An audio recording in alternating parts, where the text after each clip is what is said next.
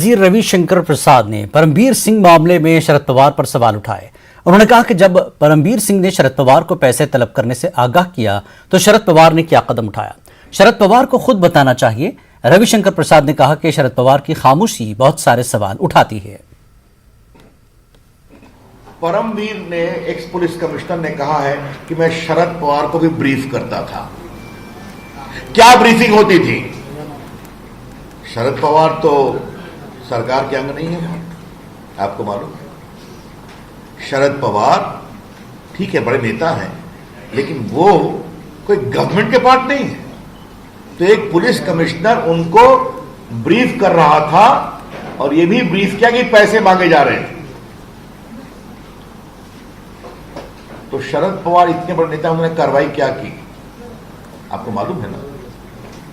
100 करोड़ रुपए का उगाही करना एक्सटॉर्शन होता है। शरद पवार को वो ब्रीफ कर रहे हैं तो दो सवाल उठते हैं। पहला सवाल, किस कैपेसिटी में ब्रीफ कर रहे हैं शरद पवार को, जो कि सरकार के पार्ट नहीं है। और दूसरा, अगर इतने गंभीर आरोप के बारे में ब्रीफ कर रहे हैं तो शरद पवार जी ने अपने स्तर पर क्या कार्रवाई की?